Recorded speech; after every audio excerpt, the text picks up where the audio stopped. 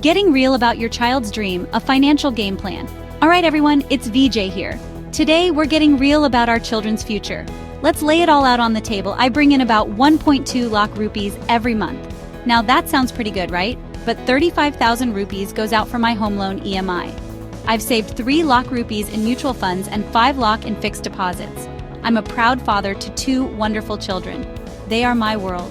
And like many of you, I have big dreams for them. My eldest's higher education is just about 10 years away. My dream is to send her abroad for her studies.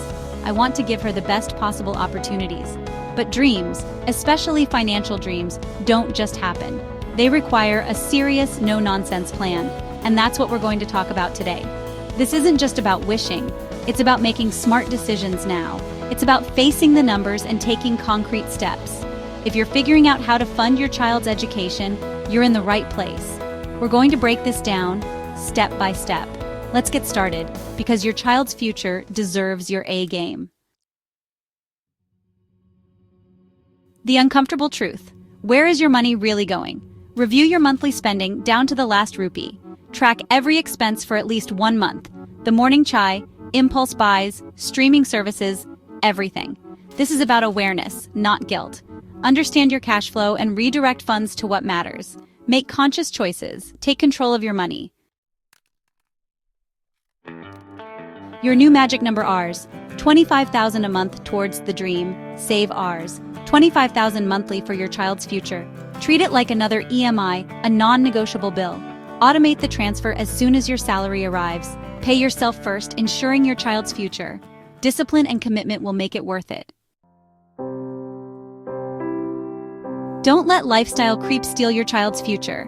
Saving 25,000 rupees a month is fantastic, but beware of lifestyle creep. As income rises, so do expenses. Fight the urge to spend more. Increase your savings with every raise. Prioritize your child's future over material possessions.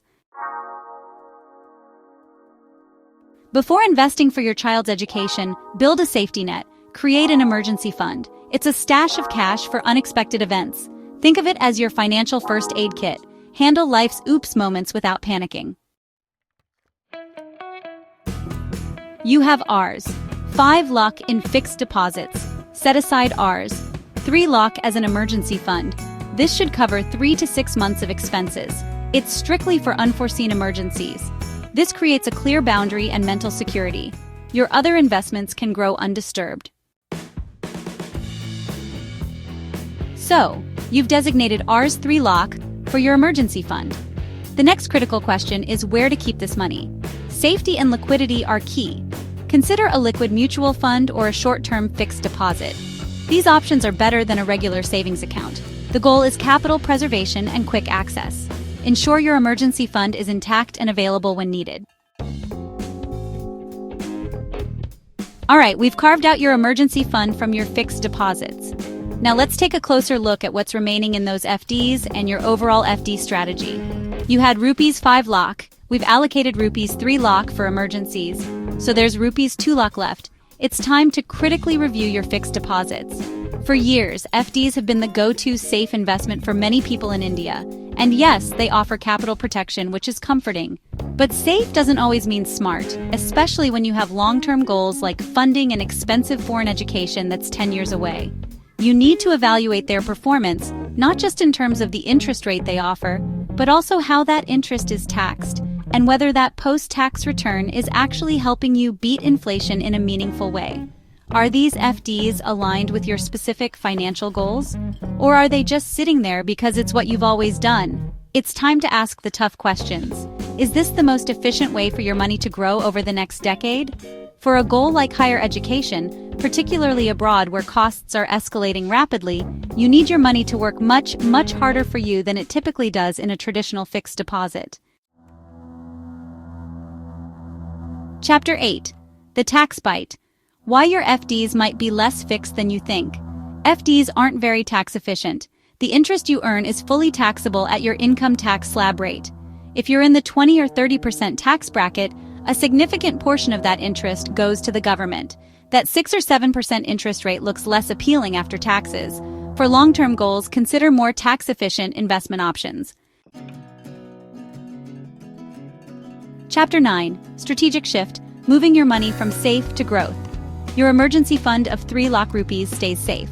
Now, what about the remaining 2 lakh rupees? Move it to equity mutual funds for your child's education. This strategic reallocation offers higher returns over a decade. Combined with SIPs, it forms the bedrock of your child's education fund. Chapter 10. The Power of Consistency. Your 15,000 to 20,000 rupees monthly SIP. Start an SIP of 15,000 to 20,000 rupees every month in diversified equity mutual funds. This disciplined investment benefits from rupee cost averaging and the power of compounding. Over 10 years, it can significantly outpace inflation. This SIP, combined with your lump sum, funds your child's dream education abroad. Outro: your child's dream, your action plan. Make it happen. Secure your child's future abroad with a solid plan. Time is of the essence. Education costs rise 6 to 8% yearly. In 10 years, it could cost 50 to 70 lakh rupees. Start now, stay disciplined. Invest bonuses and windfalls into the education fund. Early investments harness the power of compounding. Consult a certified financial planner for active fund management. Start early, invest consistently. Take action now. Subscribe for more.